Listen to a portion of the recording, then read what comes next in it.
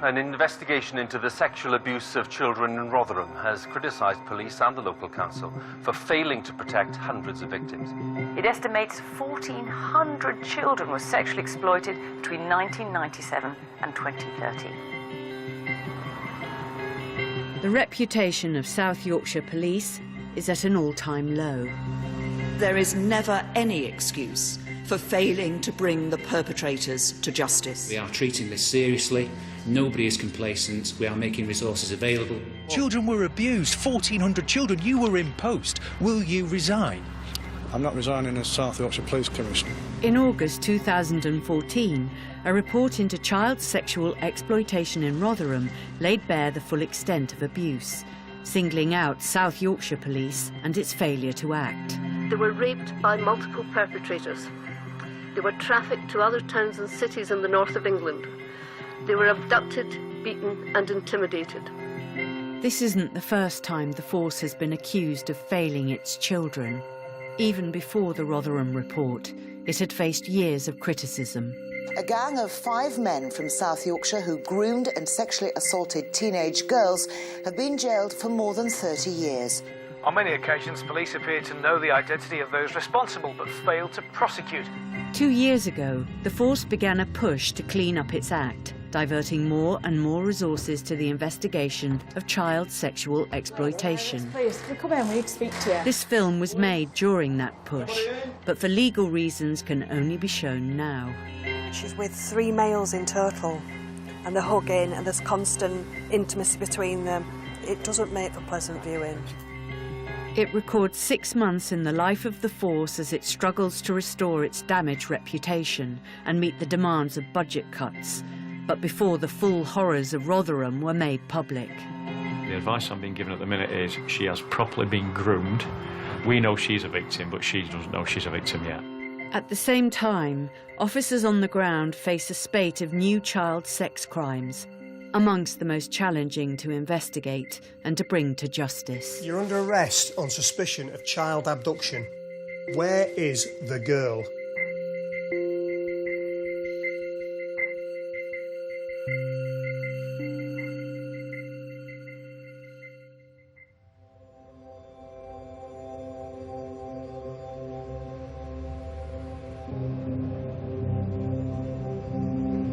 Sheffield, summer 2013.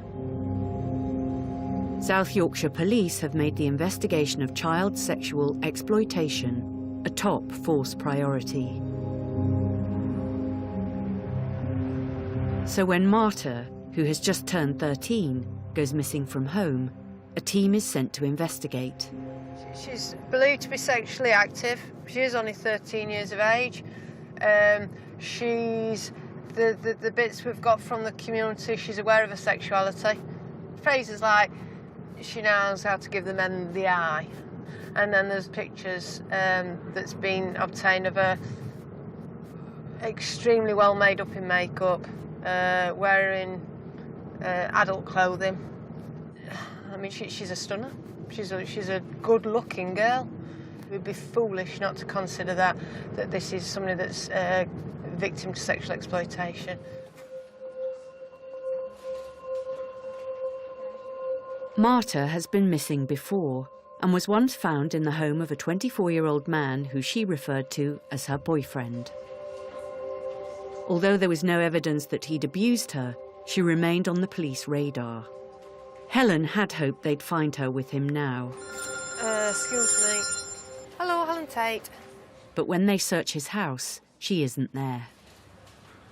I don't know whether you've seen this. We've got a high risk missing from home. She's been missing since Monday. And what was always kind of our main hunch, shall we say, was that if we found the boyfriend, then we'd find her. What we thought would happen hasn't happened. Without scaremongering, if we don't find her, you know, you've got a murder up on West Yorkshire, and we don't want that.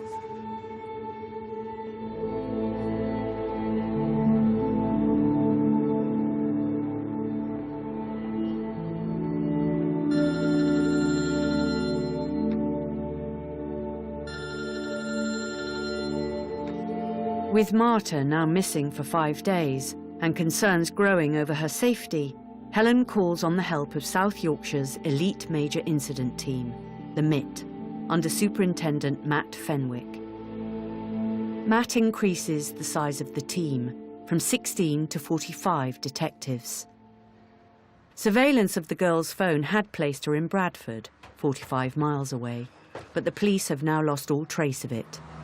We're waiting for an update from telecoms at the minute as to whether it's been turned on at all last night, what the last update for us was. We're also going to ring that mobile telephone number on a very regular basis on the hope that it will turn on at some point to give us that proof of that she's safe and well, and I use that in inverted commas.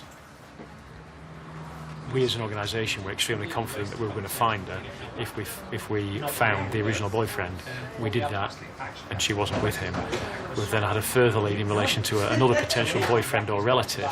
We found that individual and she's not with him.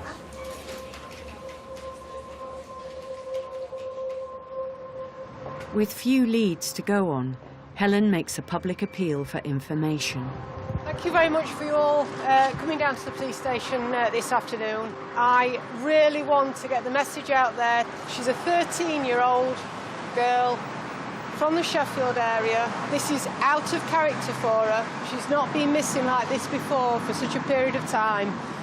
We don't know where she is at this time. We've evaluated her as a high risk, missing from home. We've declared it a critical incident. That's how serious we're taking this matter. Thank you. Positive sighting of her, that would be great news. At least, you know, that'd be the first time she's been seen since last week, which again proves that she's alive, you know, and the suggestion there that she's well. And it is just that feeling of frustration again. What is the story? What are the facts? Where is she? I don't know. I don't know.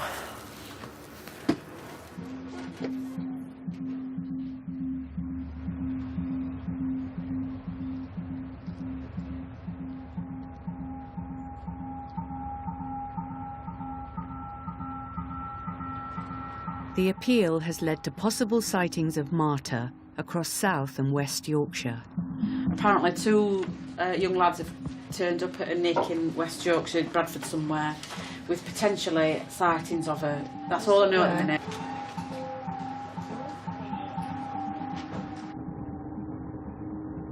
One team acts on a tip-off from a man who thinks he saw her at a hotel in Bradford 2 days ago. We worry for her, obviously, because, I mean, even you go home late last night and it's on your mind, there's a child out there. It's not right that a 13-year-old's out there, we don't know who she's with and she's vulnerable, so... But in order to get to the end result, we've got to find out exactly where she's been and who she's been with, and if there's been any offences committed.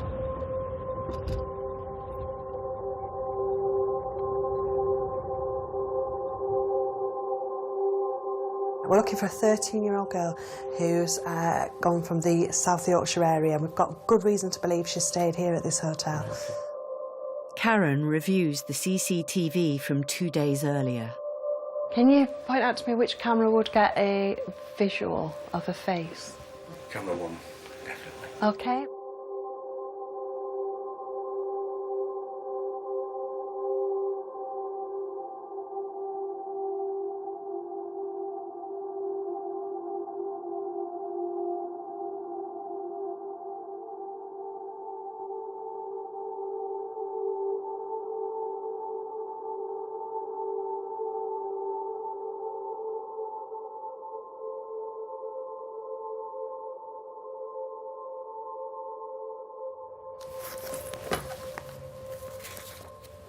Yeah, that looks like her to me. Yeah. She's a pretty little thing, isn't she? She doesn't look like she's there for real. We looked at her. She's there. She must have been there, don't she? I think you've just got to bear in mind her age. She's 13. Oh dear.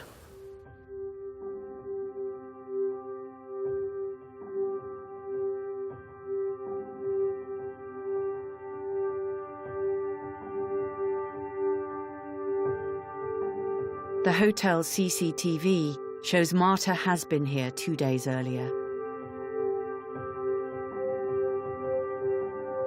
3 men are with her, leading her in and out of different bedrooms.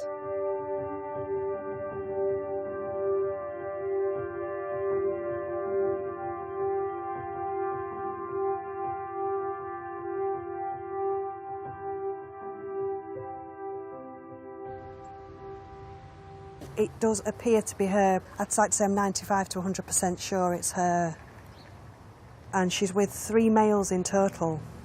She walks in with an unknown Asian male, and he's got his arm around her. And they're hugging, and there's constant intimacy between them, hand-holding, physical touch. She's dressed very scantily as well, with a lot of body on show. It doesn't make for pleasant viewing.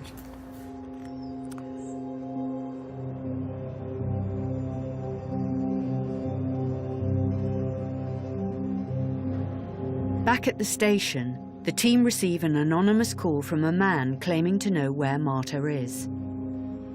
He tells them she's back in the hotel right now. Just making some decisions about whether we're going to go in and have a search. So Just do it. Just do it. I want front and back doing that. I don't want the opportunity of anybody departing. We need to search your rooms. We've received information she might be in a room hiding. I've got 2 more officers with me. I'd like somebody to go from room to room with me with keys. You take that one, Mick. Hi, mate, you alright? Is it just you in the room at the minute? And your lass? Yeah. What's her name, please? Sorry to bother you, pal. I think, are these the last of the rooms? One more. Hello. We're looking for a young girl. You look a little bit like the girl that we're looking for. How old are you, sweetheart? I'm 19. Oh, you got any ID? Yes, I have. All right, sorry, love. What are you looking for? Rooms are clear. Sorry, I'm just gonna... Hello? Just wanted to update you. We've got another address. All right, bye. The same man calls again. How far is it? Nick! Marta, he says, will now be left in a street nearby. Information's coming in that she's going to get dropped off shortly at a chip shop at the top of this road. I don't know where this information's coming from. That's it, isn't it? No. Tina there. Tina! But the anonymous caller appears to be playing with the police. He said Lefty where he did say Leicester Park. But it's off Lister Lane. The man calls yet again. Marta, he now claims, will be dropped off in central Bradford. I think the direction to our staff is, I'd like plainclothes officers around the park. Let's have a good look around there.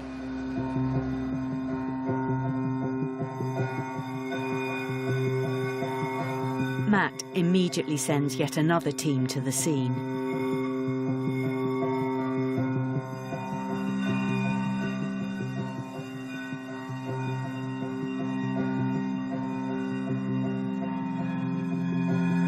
This time, she's there.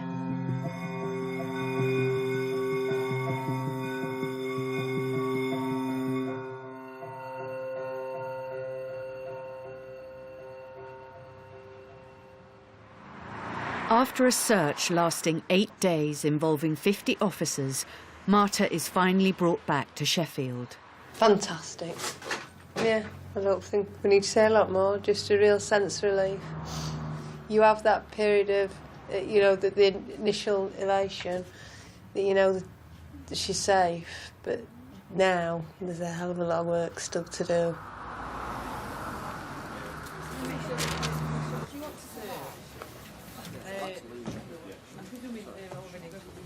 Police suspect sexual offences have been committed against Marta, and they've arrested several men. We've already arrested 6. We desperately need to arrest another key individual, and we're making every effort to do that as I speak. But if they're to charge them, they'll need evidence. Marta's testimony about what happened will be critical. Detective Sergeant Kath Rageb has already interviewed her. Her opening count, she said, let me just tell you one thing. She said, I've not slept with any men, I've not drank any alcohol, and I've not taken any drugs. And that was her opening. I want to get this straight. So she said about 3 days ago I met Baby and he took me to a hotel for 2 days. And then I was with his family for 3 days. So that was a very opening account. So obviously we've already got too many days for how long she's been missing for. I'd be guided by you about how open and honest you feel she's been. Personally, I don't think she has been open and honest. Right. She thinks we're interviewing her just because we're concerned about what she's been up to last week. Yeah. She has no idea anyone's been arrested and no idea what our concerns are for her. Yeah. And she's adamant with the police, with the police officers in Bradford, with social services, and also the doctors yesterday when they started to talk to her about morning after pill and what have you. She's absolutely adamant that no intercourse has taken place. With Marta saying nothing has happened, and with no hard evidence that there has been any sexual abuse, the police must release the men without charge. It will be Kath's job to work with Marta in the hope that she reveals more. Girls who are in that situation where they go missing from home, you know, they find it an exciting thing to do. They're mixing with older men. They perceive it that they're having a good time. You know, they're being bought gifts. In effect, they're being groomed, and this girl is no different. She's been significantly groomed by the men who she's been with throughout the course of the week that she was missing. So it's difficult when you're interviewing her. She's still protecting those people.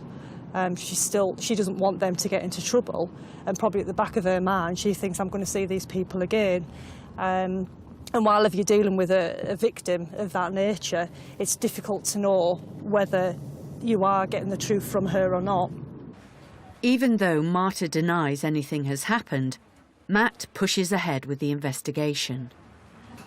The advice I'm being given at the minute is she has properly been groomed, and she believes that they love her. She's in love, she's got a boyfriend, they love her, and she definitely is not in victim mode.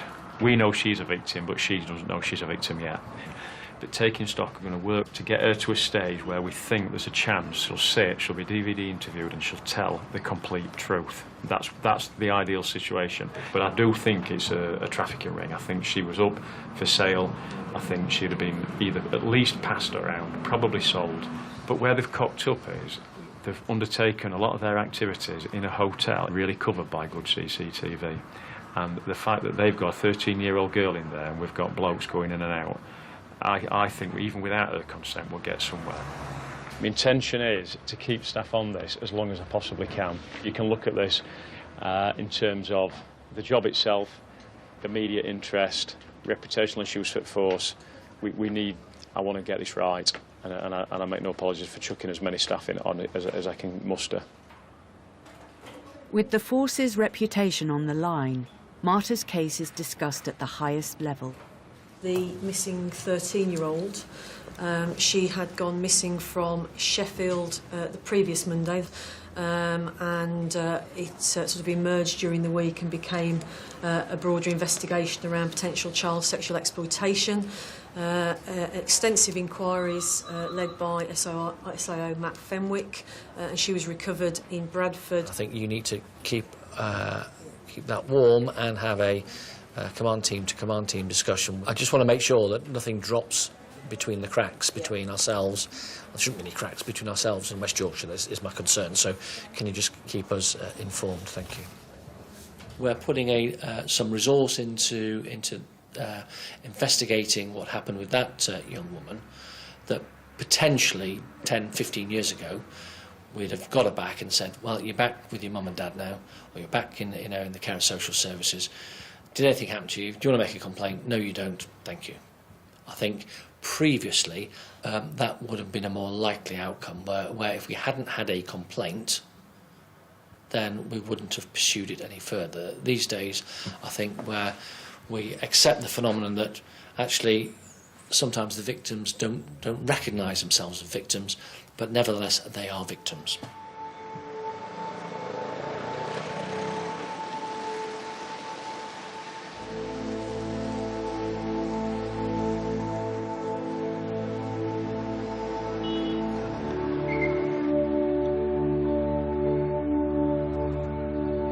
Just 1 week after Marta is found, another girl goes missing. Have you seen this young girl around? I've heard it on news now. She missing? Yeah, have you seen her anywhere? She went missing on Sunday. You know her? No? 14-year-old Carolina ran away from home 2 days ago. Her previous history makes her very high risk. The operation to find her is being led by Detective Superintendent Dave Barraclough. She has been missing 7 times, and in itself, that's not unique, in fact, far from it. However, if you look at the history, she has, back in around May this time this year, has alleged that she's been sexually assaulted and raped out of South Yorkshire area and having been taken there as well. That has similarities to exactly what we think the circumstances are on this occasion. So that alone heightens the risk and means that we should treat it as a serious and high-risk missing from home, which we are doing. With serious fears for her safety, a team of 60 officers is assembled to look for her.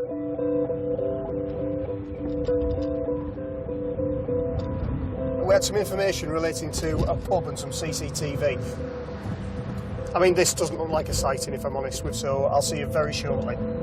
Their best lead is a phone number that called Carolina just before she went missing. That phone has been traced to a man with an address in Bradford. He's not at home, so specialist surveillance teams wait for him to return, hoping that Carolina will be with him. I'm awaiting a call now from our people on plot to see if that vehicle returns to that address. They're then going to do another piece of covert work, and when that's done and they're happy with it, they're going to give me the go-ahead to enter to try and find, and whoever else is there, we're going to consider arresting them on suspicion of abduction.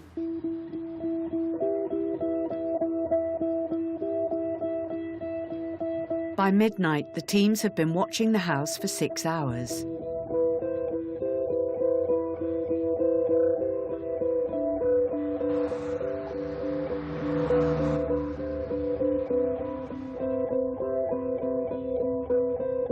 At 3 a.m, they finally spot the suspect's car. It's turned right off Bradford Road. Bradford Road starts there. But it's a big road, that isn't it? Right onto Northdale Road and then right again.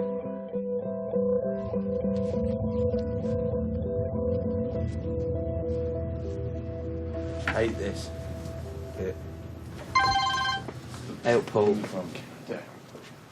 Yeah, the phone's there. Straight to the address, as they've already been briefed. Both of them get arrested. Go to the address, arrest both men for child abduction.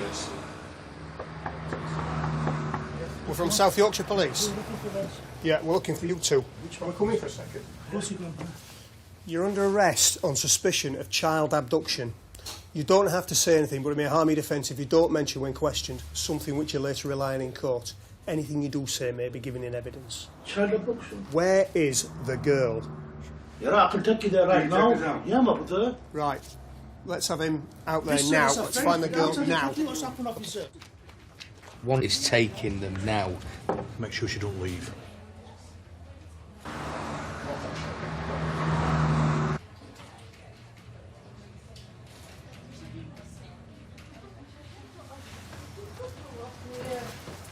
Detective Sergeant from South Yorkshire. That is the boyfriend, David. Boyfriend, and this is the boyfriend's mother. What's happening at the bunny? Carolina is in the house, but she doesn't seem too pleased by her rescue. What ages? One nephew. We are looking for you. You're a missing from home person. How come you're looking for me? My mum knows about it. Your mother doesn't know about it at all. So they can't lie to my face. On first glance, and that's all you can go by, she doesn't look as though she's been injured at all, and she certainly doesn't look as though she's under duress to stay where she is. But she looks safe and well anyway. That's the main thing.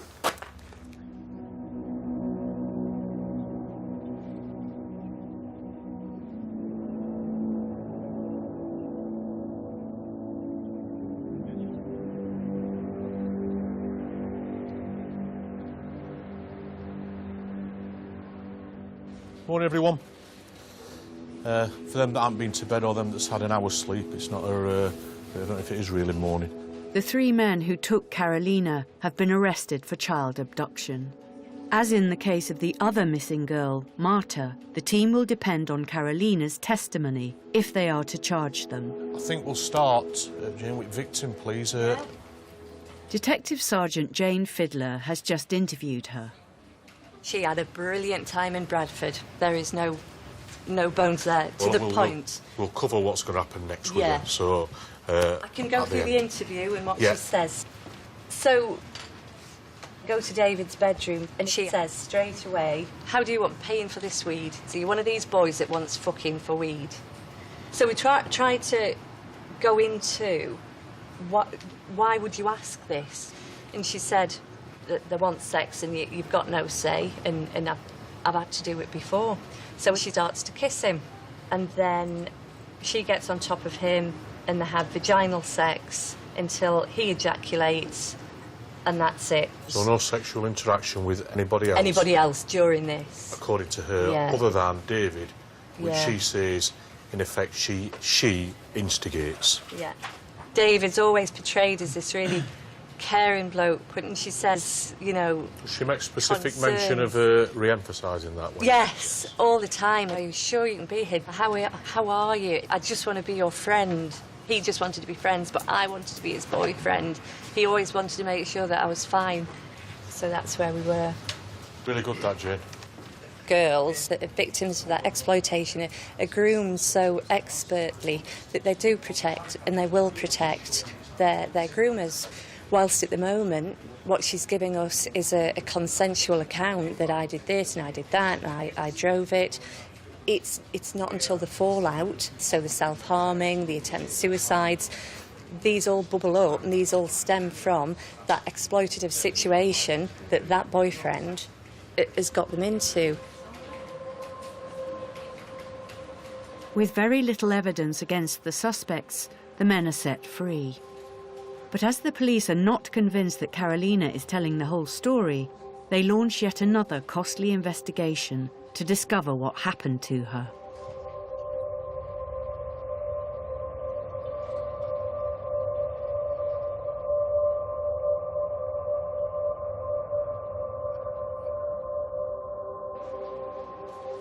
The 2 new CSE cases are becoming a major drain on resources. They've come at a time when Deputy Chief Constable Andy Holt must find £33 million in budget cuts. The specialist homicide cops running the investigations, the MIT, say the new sexual exploitation cases, on top of the murders already on their books, are putting a huge strain on resources. The current picture is the significant resource is dedicated towards CSE investigations. There's a 2, so that's a significant amount of resource from the MIT perspective that we've already got within CSE at the moment. It's been these high-profile, resource-intensive inquiries that we've suddenly launched that have really meaning that we're creaking at the seams. And if we get a homicide now, and we have to take a difficult decision as to which incidents go on the back burner while we resource a homicide. Across the force, Andy Holt hears the same story. New CSE investigations are piling on the pressure. I have now no proactive capability in relation to guns, gangs and drugs because Operation Scimitar are now half tied up on a CSE investigation and half tied up on a murder for the next 2 weeks, so I have no proactive capability. And there are CSE investigations that are waiting in the wings for a decision on as to who's going to SIO it, number 2, how are we going to staff it. If you were to ask me what the one main blockage is, that would be it. Yeah, and I realise that. And if I'd got a nice, neat solution, I'd say, well, we'll do it. Nobody's got a box of cops. No, that's the issue. I understand that.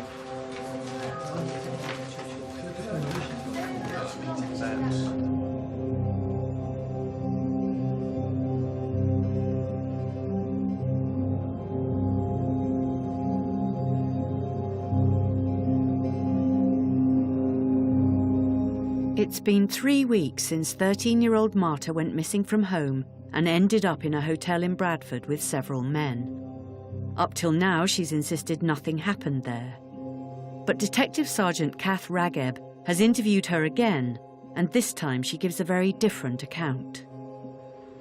She is given an account. She actually admitted before we went into interview, because I said to her, you know, I'm not sure if what you said to us initially is the truth. And at which point she became very withdrawn and shy and said, no, I didn't. I said, well, why did you lie to us?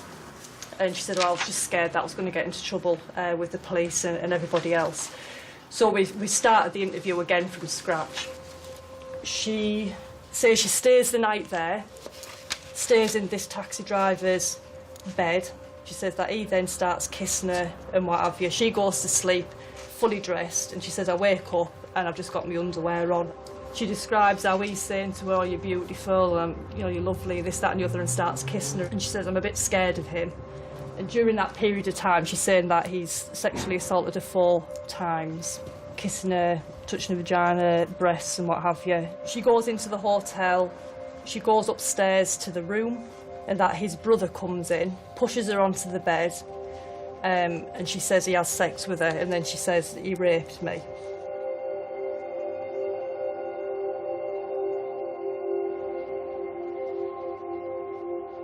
We need to detail every little incident that she refers to and then cross-reference that with other evidence or intelligence that we've got to corroborate as much as we possibly can to get charges. Although Marta is now talking, Kath is worried about the inconsistencies in her story. We're up against it straight away and trying to prove, obviously, the sexual offences that she's alleging, it's always one word against another, and that's why the credibility of the victim is so important, and that's where we're lacking with this particular girl. So it's up to us to find the other corroborating evidence, which is so difficult to find when you're talking about one word against another. We can find circumstantial evidence, but more often than not, that's not good enough to secure a conviction at court. People can form their own ideas as what's happened, but that's nowhere near good enough for the burden of proof that's required. Hello there, police from South Yorkshire. Do you mind if I come in and have a word? In order to charge the men, Matt's team must find evidence that confirms what Marta is saying to them. Her testimony alone is insufficient. There are hundreds of hours of CCTV, phone records and dozens of witnesses. But the witnesses cannot confirm her story, and the CCTV directly contradicts her claim that she was taken to Bradford against her will. This area is where she will have got off the coach, and this area is information. She's walked in now, she's carrying a piece of paper. She sort of wanders around, but I mean... She's clearly on her own, isn't she? Yeah. And she doesn't appear, obviously, to look like somebody that's being taken against her will. There is no abduction, is there? Don't know where she goes and who with on Monday night. I think we're fairly happy that the taxi driver story is fictitious. So I think she'll tell us what's happened. Because it's every time we've gone to her with a challenge that we know is correct, that at that point she's stopped the lie. She's told that many lies already, that her credibility is not great already, so I don't see an issue with going back and challenging some of the inconsistencies now. For what it's worth, you know, but I do think there may be some merits there in trying to give some explanation as to why her evidence is very inconsistent and has got, you know, she chops and changes with what she's got to say. She's been significantly groomed, there's no doubt about that. And that then has problems in her being truthful with us. Put yourself in a member of the jury's position, and you've got a defence barrister whose job it is to obviously make sure that the suspects walk out of court free, if you like. They're going to be saying, well, members of the jury, which of these accounts do you actually believe the girl? Is it the first account she gave the police? Is it the second account, or is it the third account? A lot of it, if I'm honest, it's kind of going through the motions. We probably know what the end outcome is going to be, which is probably not end up in a courtroom.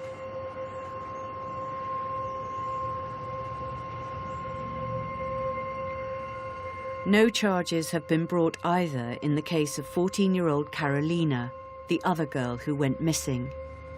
But there has been another serious development in the case. Dave Barraclough has received a report into allegations of abuse Carolina made to the police 6 months before she went missing. Allegations the force has yet to fully act on. Dave wants to know why.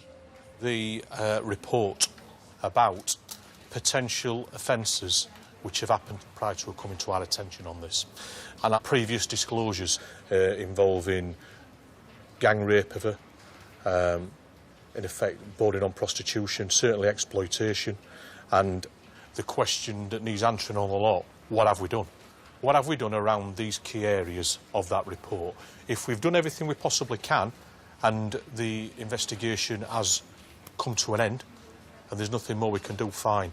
But I've got to say there are aspects of that that I look at and I think there's either an omission from the report about what we have or haven't done, but there's certain parts of it that I look at it and think, why haven't we? One that does stick out clearly is quite a detailed description of the address where the offences have taken place or alleged to have taken place. There is enough there within that report to arrest him.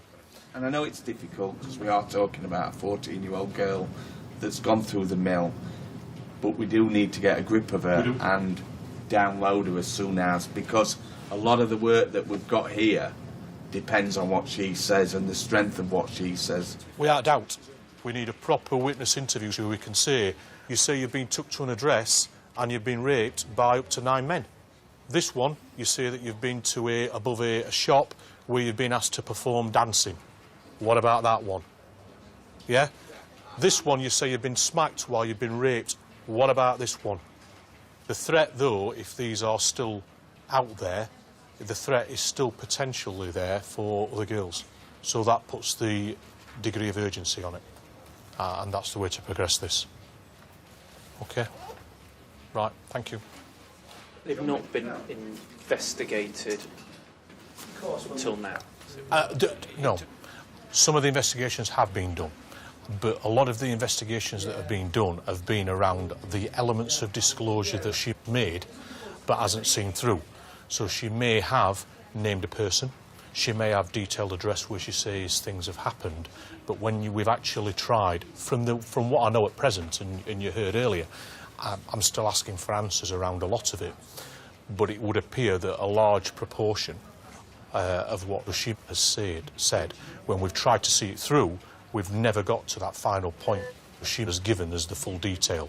So what we have at the moment is a lot of potential leads around intelligence and information, but nothing at its end game where we can go out and act on it straight away. Dave insists the team interview Carolina again to get the leads that will help them make arrests, and the video interview which could be used as evidence in court. A video interview? No. We had to really, on that first Wednesday that we got that at the Children's Hospital, that was... Was it? Yeah. It's a difficulty speaking about these initial disclosures because it wasn't a case of, nah, I'm not telling you anything. It was a case of a kid going just into meltdown in a video interview room because she couldn't handle reliving what had gone through, and tried again and she couldn't even, it was kind of hands over ears, I can't listen, rocking backwards and forwards, really disturbing stuff. You can't put a kid through that. I know you're upset, but we need this, tell me, you just can't do it. The problem that we've got is the sort of risk issue, which won't be lost on anybody, is are there other people now at risk from the people that have offended against her? Can she give us any information that might enable us to identify suspects that we can go and arrest, and then again, the sort of prevent and remove them from offending against children. So.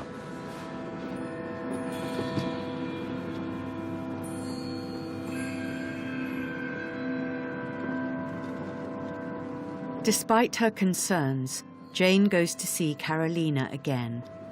It's very difficult to video interview someone knowing that the stress of that interview is going to manifest itself in episodes of self-harm, that, you know, one wrong cut worst case scenario is, you know, too horrible to comprehend, really, just for the case of a video interview. I mean, it's difficult. It's balanced against wanting to get the evidence, but, you know, against the welfare of the young person.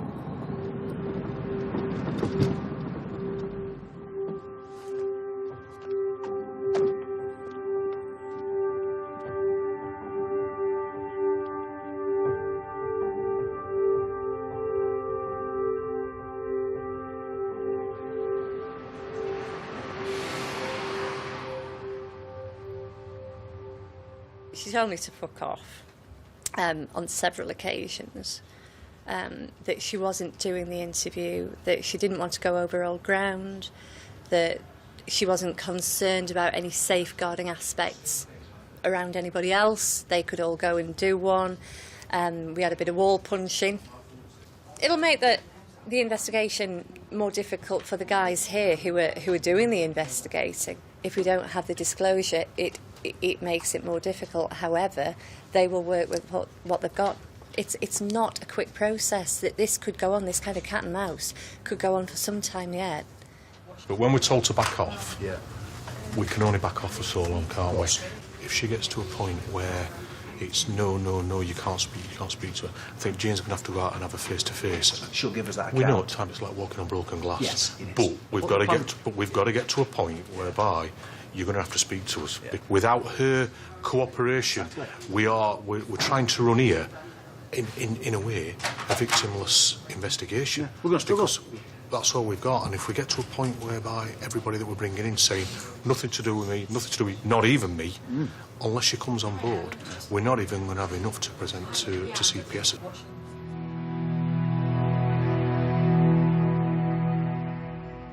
As the team struggle to get results on both the missing girl cases, the force is rocked by yet another sexual exploitation scandal, this time of abuse that was alleged to have taken place in Rotherham 20 years ago. There's fresh embarrassment for Rotherham today, with the Times newspaper labelling it a child sex town. It alleges an underage girl in care was allowed to meet on a regular basis a known criminal who at the time was 25 years old. She's made allegations that we didn't investigate things correctly at the time. When you look at the sort of bald facts that were outlined in the Times, you know, and actually that person was never arrested. There's a gap in our investigation there. I would allege. Deputy Chief Constable Andy Holt is summoned by South Yorkshire's Police and Crime Commissioner Sean Wright to reassure him that the force is doing enough to deal with child sexual exploitation. I got a point on the Protecting Vulnerable People, Andy, where it talks on page 3 about the number of CSE cases. Wright was the Rotherham councillor in charge of children's services at the time we now know the city was rife with child sexual exploitation. Fearing yet more scandal with CSE cases from the past, he now orders the force to review its records going back several decades. In terms of the historical review that we've set off, presumably all of those will be reviewed as part of that. So we want to try and understand what the scale and scope of any historical allegations might be that we have to investigate. In terms of that scoping, Andy, when do we anticipate that'll be completed? I can't even give you at the moment an end date as to when we're going to get to a point where we decide that there's a cut-off. Sure. I know, Commissioner, that you're well cited on CSE and take a very close personal interest in it, but at the moment, the way it's going, I suspect that we're almost reaching saturation point with the resources that we've got around CSE, and that might be a difficult discussion that we have to have later on.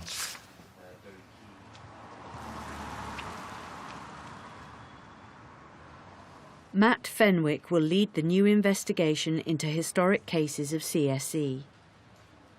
He has to take yet more homicide cops from the Specialist Major Incident Team. The first job that we've been asked to do is to scope the scale of the problem or scope the scale of the research that would need to be done. But if you just looked at missing from homes, there are 1,200 since January, that's this year, that we're talking about going back 15 years. So you can see the scale of this, reviewing all the missing from home reports. If that was the only side of it, it would be pretty big.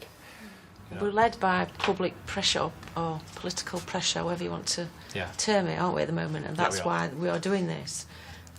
But there does have to be. We can't go back forever. It's practically impossible.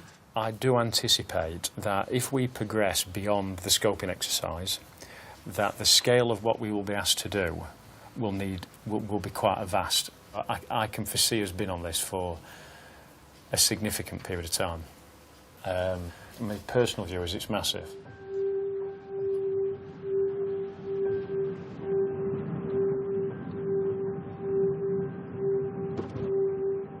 Jane Fiddler has spent the last month trying to persuade Carolina to reveal the details of the alleged rape.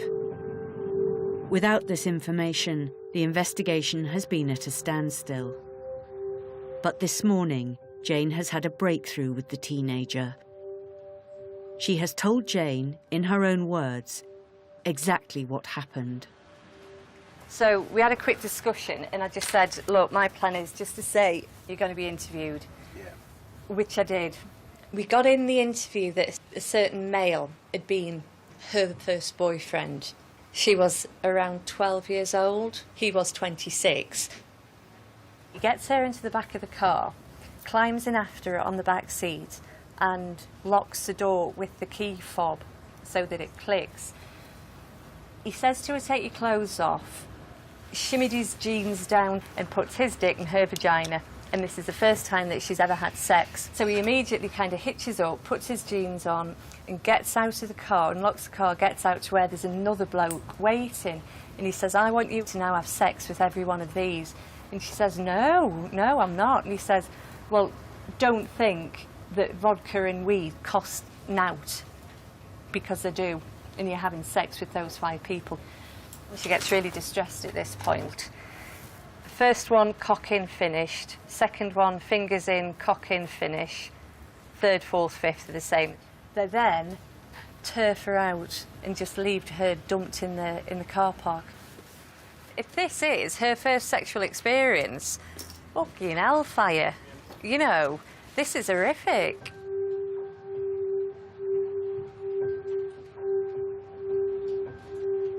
With Carolina's detailed disclosure to the police, the team finally have what they need to make arrests.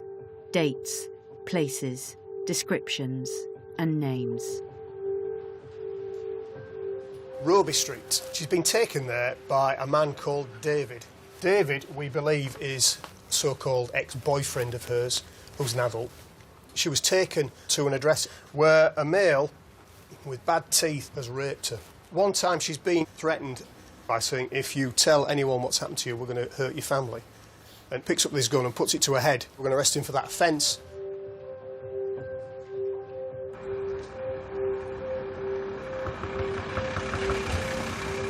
Please, can I come in? We need to speak to you. Police! Anybody in? I need to arrest you for facilitating child sex offences. So, who would like to charge Mr. with rape? What are his teeth like? Long, brown and curly. Just as she said. Yeah. Tell you what, I'm so proud of her. You know, for sticking with it and going Yeah. through it. I'll go and give her a ring. Can I tell you, and you can pass it on, and I'll bob up tomorrow to see you. The bloke that she came to ID this morning was correct, positive, and he's been charged with rape and remanded tonight. Oh, it is. It's fantastic news.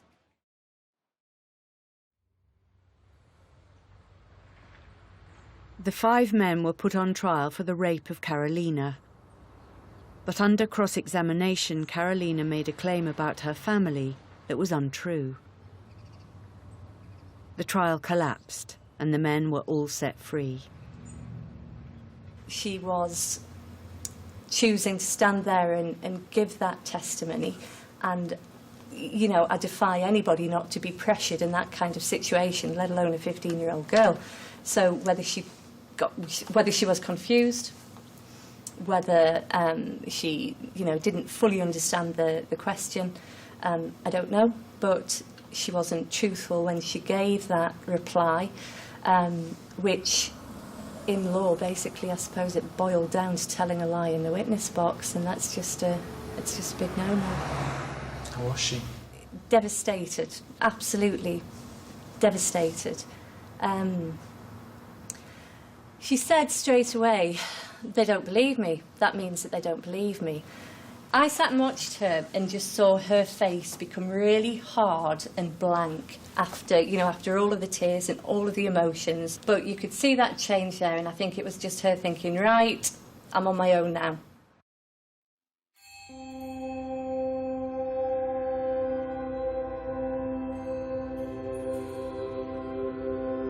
The investigation into Marta's case, who alleges she was abused in a Bradford hotel, is at a critical point. The contradictions and inconsistencies in Marta's account mean the police must have physical evidence that she was abused if they are to bring any charges. Helen believes she finally has some. Sperm found in Marta's underpants, which has been tested for a DNA profile. It's definitely very important. There's nothing more conclusive than having semen that's attributed to an individual in a child's pants, and her actually having given disclosure that she has been raped. I think that's pretty significant evidence to put before a court. For the DNA to be effective evidence, the sperm sample must be attributable to a single person. But there's a problem. We've got sperm heads present there, which we sent for DNA profiling. Right. And that's where we've got mixed profile from at least 4 people. Oh, are you saying that it is 4 different men? It could be more, but we can't really say. Taking one person out is almost impossible. You end up with hundreds of millions of different combinations for what each donor could be. And there's no way to separate out which goes with which, because the mixture is so complex, is that nothing stands out as belonging with anything else.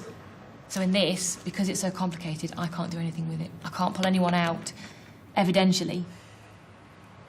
I think for me, as much as it doesn't give us 4 individuals that we can, you know, like what we'd like to do, isn't it, is to run out and go and lock these 4 people up that are there. Has happened though, hasn't it? But it does, yeah, which I think then gives us I feel it gives us that push that says we've got to try the other, you know, it really is down to us to prove, isn't it? I still feel optimistic. There's 4 profiles. That, to me, suggests that she's had sex while she's been missing with at least 4 different males. It's now for us to look at what we've got to see whether we can actually prove that that's the case.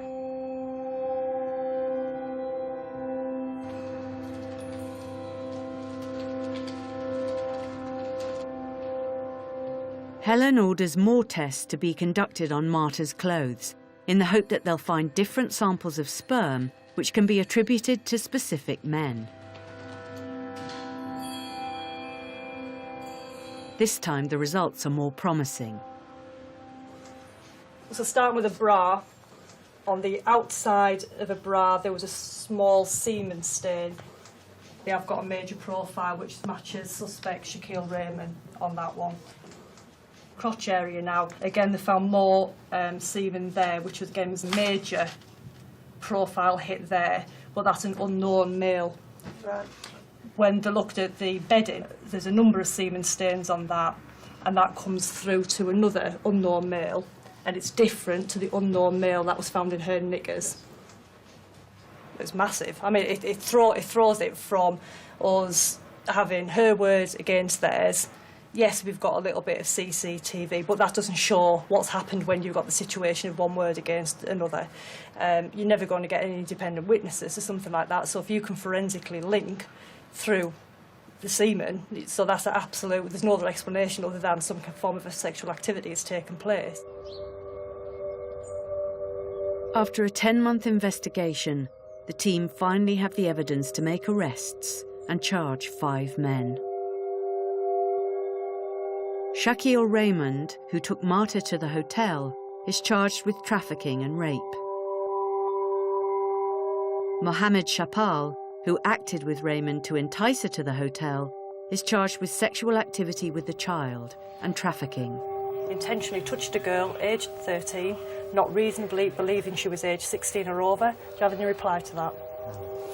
Usman Ali, who picked Marta up in the street and then had sex with her in his car, is charged with sexual activity with the child. Bakir Rashid, who took the girl to a party so that he could pass her on to his friends, is charged with trafficking. And Yassine Amini, who had sex with her at the party, is charged with trafficking and sexual activity with the child.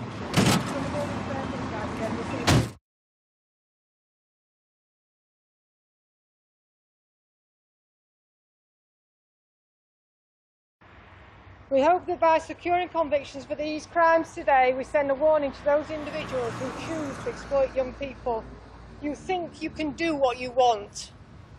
You are untouchable. Well, you are not.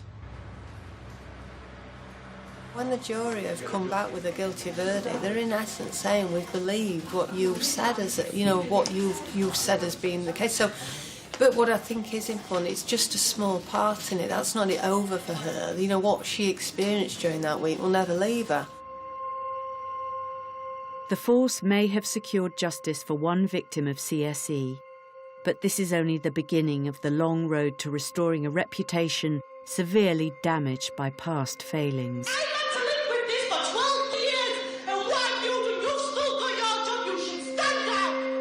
The Police and Crime Commissioner, Sean Wright, who with others was criticised for his role in Rotherham, finally resigned 3 weeks after the publication of the J report on child sexual exploitation in the city. The force's leaders say they're now starting to turn the corner. We have made huge changes in terms of the resourcing, in terms of the amount of effort, in the focus. So there's a range of things to try and rebuild confidence in South Yorkshire Police. These things take some time to get the message across and turn it round, but I am confident that in the medium to long term we will do that. But those on the front line remain realistic about how many successful prosecutions they'll ever achieve, however much money is spent on investigating child sexual exploitation. It is always going to be difficult to get convictions because we work with difficult, vulnerable, teenage or child victims who are expected to then step into an adult court world and give a lucid, eloquent account with no trip-ups and no little confusions, and it seems we're putting a lot on the shoulders of that vulnerable witness.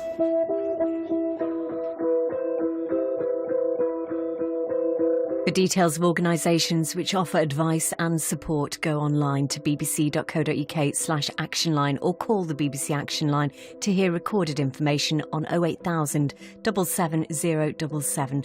Lines are open 24 hours and are free from most landlines. Some networks and mobile operators will charge for these calls.